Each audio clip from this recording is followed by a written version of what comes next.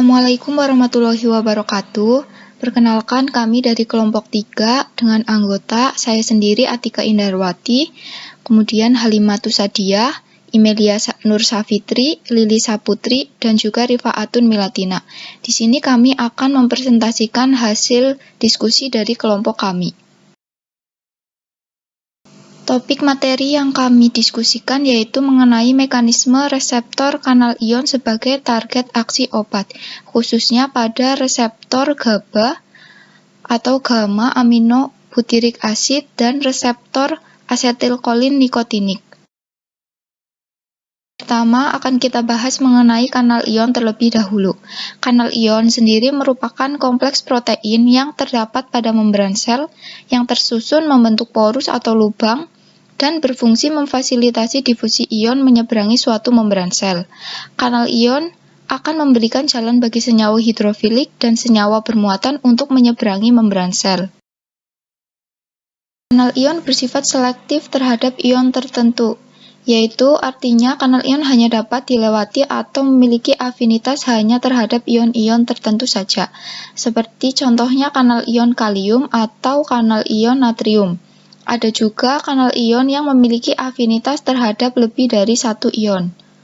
Kanal ion digolongkan menjadi 5 jenis, yaitu kanal ion teraktivasi voltage atau voltage gate channel, kanal ion teraktivasi ligan atau ligan gate channel, kanal ion teraktivasi molekul intrasel atau signal, kanal ion teraktivasi oleh kekuatan mekanik atau straight active channel.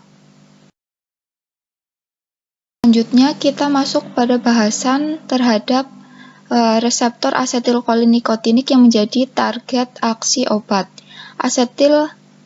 Asetilkolin adalah zat kimia yang memediasi transmisi kolinergik. Asetilkolin ini adalah neurotransmitter yang bertanggung jawab untuk transmisi impuls saraf di sinapsis perifer. Penyimpanan dan pelepasan intrasel asetilkolin terjadi di ujung saraf. Asetilkolin disimpan dalam vesikel sinaptik pada konsentrasi 100 kali lebih tinggi daripada di sitoplasma, yang sesuai dengan sekitar 2000 molekul per vesikel. Asetilkolin bekerja pada reseptor nikotinik yang terletak di sambungan neuromuskular, ganglia, dan sel kromafin, dan di sistem saraf pusat. Reseptor nikotinik merupakan keluarga dari reseptor saluran ion ligand gate specification. Aktivasi mereka oleh asetilkolin atau nikotin menyebabkan pembukaan saluran ion diikuti dengan depolarisasi dan respon efektor. Reseptor nikotinik ada dalam formasi fungsional yang berbeda saat istirahat, terbuka, maupun peka. Desensitisasi reseptor dengan blokade transmisi sinaptik dapat terjadi akibat konsentrasi tinggi asetilkolin yang persisten di celah sinaptik seperti selama keracunan CHEI. Desensitisasi reseptor juga disebabkan oleh nikotin dan penghambat neuromuskular depolarisasi seperti suksinilkolin. Kemudian antagonis didefinisikan sebagai ligan yang menstabilkan reseptor nikotinik dalam konformasi dekat seperti kurare non-depolarisasi kompetitif. Adapun contoh obat yang aktif pada reseptor nikotinik yaitu ada agonis nikotinik. Agonis nikotinat memiliki beberapa kegunaan klinis. Selain asetilkolin, nikotin adalah agonis utama reseptor nikotinik. Nikotin adalah alkaloid yang diekstrak dari Nicotiana tabacum, tanaman dari keluarga Solanaceae asli Amerika Tengah. Agonis alami reseptor nikotinik lainnya yaitu ada sitisin, agonis parsial dari reseptor yang mengandung 2 epibatidin, agonis reseptor 4 beta 2 dan 3 beta 4 yang poten tetapi tidak terlalu selektif, dan kolin agonis lemah reseptor. Contoh obat aktif pada reseptor nikotinik yang lain yaitu golongan antagonis nikotinik. Antagonis nikotinik diklasifikasikan dalam agen penghambat ganglioplegik dan neuromuskular atau kurare. Di antara ganglioplegik, hanya trimetapan dan mekamilamin yang masih diresepkan. Trimetapan digunakan pada krisis hipertensi berat dan untuk menginduksi hipotensi terkontrol untuk mengurangi perdarahan pada bedah saraf. Mekamilamin adalah amina sekunder yang melintasi sawar darah otak dan memblokir 3 beta 4 dari reseptor nikotinik. Awalnya diresepkan sebagai agen antihipertensi dan sekarang diusulkan untuk pengobatan kecanduan nikotin. Reseptor selanjutnya yang dijadikan sebagai target aksi obat yang akan kita bahas yaitu reseptor GABA atau gamma aminobutyric acid. Gamma aminobutyric acid atau GABA adalah neurotransmitter utama dengan fungsi penghambatan di sistem saraf mamalia. Pengertian molekul peristiwa yang terlibat dalam aktivitas GABA di sinapsis telah memungkinkan identifikasi beberapa mekanisme biologis terlibat dalam pengendalian emosi dan rangsangan saraf serta penemuan agen terapeutik baru untuk mengobati gangguan kecemasan dan patologi epilepsi.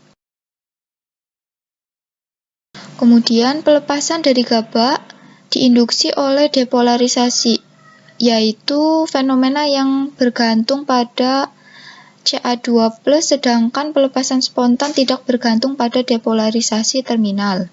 Obat yang menghambat sistem reuptake seperti asam 24 diaminobutirat atau DABA, asam nipikotik, dan alanin. Memiliki aktivitas antiepilepsi. Tiagabin analog asam nipikotik dengan sifat serupa saat ini sedang dalam tahap uji klinis lanjutan untuk pengobatan epilepsi parsial yang refrakter terhadap pengobatan lain. Klasifikasi dari reseptor GABA menurut studi elektrofisiologi dan biokimia telah menunjukkan adanya 2 situs pengikatan GABA yang berbeda. Secara konvensional disebut sebagai reseptor GABA A dan GABA B, yang berbeda dalam struktur molekul, mekanisme transduksi sinyal, distribusi, fungsi, dan profil farmakologisnya. Contoh obat yang melalui mekanisme reseptor GABA. Review dari jurnal Mekanisme Kerja Obat Antiepilepsi secara Biomolekuler oleh Husna tahun 2018. Mekanisme kerja obat antiepilepsi dapat dikategorikan dalam 4 kelompok utama. Yang pertama, modulasi voltage gate ion channel, termasuk natrium, kalsium, dan kalium. Yang kedua, peningkatan inhibisi GABA melalui efek pada reseptor GABA A, transporter GAT1 GABA, atau GABA transaminase. Yang ketiga, modulasi langsung terhadap pelepasan sinaptik. Yang keempat, inhibisi sinap eksitasi melalui reseptor glutamat inotropik termasuk reseptor AMPA. Selanjutnya, contoh obat yang melalui mekanisme reseptor nikotinik. Review jurnal peran varenicline terhadap upaya berhenti merokok oleh Shirley Gunawan tahun 2012. Mekanisme aksi varenicline merupakan agonis parsial reseptor asetil nikotinik alfa 4 beta 2 dalam sistem misolimbik otak yang bersifat highly selektif. Kerjanya terhadap reseptor ini akan menyebabkan 2 efek utama. Yang pertama sebagai agonis parsial, artinya varenicline hanya mengikat sebagian reseptor. Obat ini menciptakan efek yang mirip dengan nikotin, yaitu juga menginduksi pelepasan dopamin, sehingga dapat menstimulasi pleasure dan efek. Oleh karena itu, dapat mengurangi efek withdrawal dan craving. Bedanya, efek yang dihasilkan varenicline berlangsung lebih lambat dan lebih lama, serta menyebabkan pelepasan dopamin lebih sedikit dibanding nikotin atau tidak sekuat nikotin, hanya 60%, sehingga potensi adiksi lebih kecil. Efek kedua, varenicline juga berperan sebagai antagonis kompetitif, artinya varenicline akan mengurangi binding site atau tempat ikatan reseptor dengan nikotinnya karena telah diduduki terlebih dahulu oleh varenyklin. Keadaan ini akan menghambat efek nikotin jika seseorang tetap merokok sementara menggunakan varenyklin. Maka obat ini akan menghambat nikotin dalam berikatan dengan reseptornya sehingga menghambat timbulnya dopamin indus, yaitu berkurangnya kepuasan yang dirasakan. Kesimpulan dari apa yang telah kami bahas tadi atau telah kelompok kami diskusikan, asetilkolin adalah zat kimia yang memediasi transmisi kolinergik. Asetilkolin bekerja pada reseptor nikotinik yang terletak di sambungan neuromuskular ganglia dan sel kromafin dan di sistem saraf pusat. Reseptor nikotinik merupakan keluarga dari reseptor saluran ion ligand gate specification. Obat aktif pada reseptor nikotinik yaitu ada agonis nikotinik, yang salah satu contoh obatnya adalah varenyklin yang digunakan untuk mengobati kecanduan nikotin. Kemudian ada golongan antagonis nikotinik, contohnya yaitu trimetapan dan mekamilamin yang masih diresepkan. Kemudian untuk GABA atau gamma aminobutyric acid adalah neurotransmitter utama dengan fungsi penghambatan di sistem saraf pusat mamalia. Klasifikasi reseptor GABA secara studi elektrofisiologi dan biokimia menunjukkan adanya dua situs pengikatan yang berbeda secara konvensional, yang disebut sebagai GABA A dan GABA B. Farmakologi untuk reseptor GABA A diantaranya adalah benzodiazepin, obat yang bekerja pada reseptor GABA CL channel atau barbiturat, steroid, anestesi umum, dan etanol yang mempresentasi transmisi GABAergic. Sedangkan farmakologi pada reseptor GABA B diantaranya adalah baclofen dan 3-aminopropil fosfonik atau 3-A-PA dan analog termetilasinya yang memiliki afinitas 10 hingga 100 kali lebih tinggi untuk reseptornya. Contoh obat lain yang mekanismenya melalui reseptor GABA yaitu obat-obatan antiepilepsi atau OAE yang pada prinsipnya bekerja untuk menyeimbangkan proses inhibisi dan eksitasi dalam otak. Itu saja yang dapat kelompok kami sampaikan, kurang lebihnya mohon maaf. Wassalamualaikum warahmatullahi wabarakatuh. Gamma-aminobutyric acid, or GABA, is the primary inhibitory neurotransmitter in the mature brain. It reduces neuronal activity of target cells through its binding to GABA receptors present on the cell surface. Nearly half of all synapses of the brain express some kind of GABA receptor and are thus responsive to GABA. There are at least 3 types of GABA receptors: GABA A, GABA B, and GABA C. GABA A and GABA C are ligand-gated chloride channels.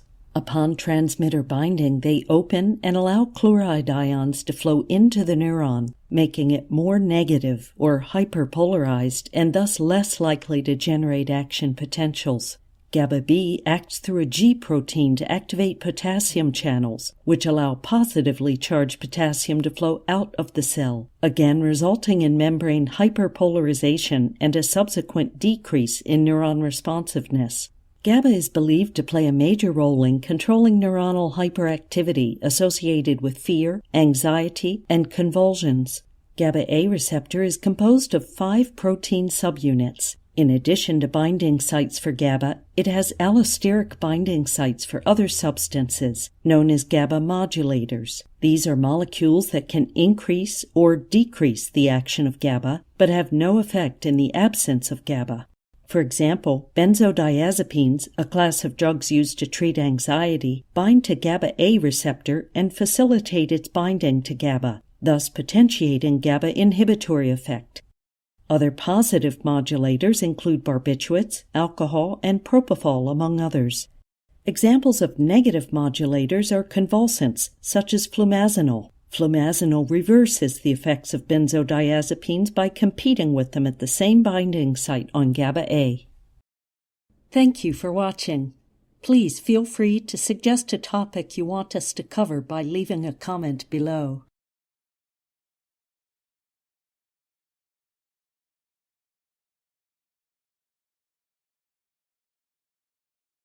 The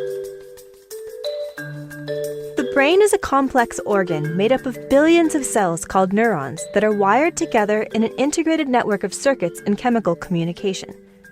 This communication, among other functions, is the basis of our cognitive abilities, including processes like attention, learning and memory, language, problem-solving, and decision-making. Neurons manipulate chemicals and electricity to pass signals to each other through their connective gaps. Electricity moves through the neurons via generation of an electric gradient.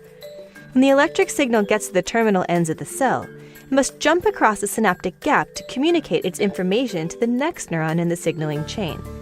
To bridge the gap between two cells, neurons use special signaling molecules called neurotransmitters. The electric signal from a presynaptic neuron triggers the release of a package of neurotransmitters into the synapse. These molecules traverse the space and are eventually caught and bound by specialized receptor proteins on the membrane of the postsynaptic cell. Like a key opening a door, once the receptor binds its neurotransmitter, a pore opens in the receptor protein complex that allows charged ions from outside the cell to flow in. The difference in charge generated by this ionic movement can trigger an electrochemical signal to propagate throughout the cell, which again ends in neurotransmitter release at the terminal. Which neurotransmitter and how much neurotransmitter is released into the gap tells the next cell, the postsynaptic neuron, the strength and the nature of the information. The trick is, presynaptic cells in different brain regions release different neurotransmitters, and receptor proteins on the postsynaptic cells only catch or bind a few types of these molecules. This allows for cell-to-cell and brain region-specific signaling networks to be built on different chemical languages. The neurotransmitter acetylcholine is used for fast signaling between cells because its receptor responds quickly when it binds. Acetylcholine binds a family of ligand-gated ion channels called nicotinic acetylcholine receptors. These receptors naturally bind acetylcholine, but as their name suggests, they can also bind and be activated by nicotine. This molecular interaction triggers system-level activation that can lead to behavioral changes that smokers would be familiar with, like enhanced cognitive ability and reduced anxiety. These are noticeable effects, but what you don't know is that changes also happen on the molecular level that can lead to specific variations in the type of nicotinic acetylcholine receptors your brain expresses, and these differences may lead to protection from certain neurodegenerative diseases. We study where these receptors are and how they interact with nicotine so that one day our understanding will lead to cures for diseases. But most importantly, the interaction between nicotine and nicotinic acetylcholine receptors forms the molecular basis for nicotine addiction. Smoking has been a leading cause of preventable death for the last several decades, and despite our ever-growing knowledge, a reliable smoking cessation agent has yet to be developed. Obviously, we still have many unanswered questions, and there's a whole field of scientists looking for answers.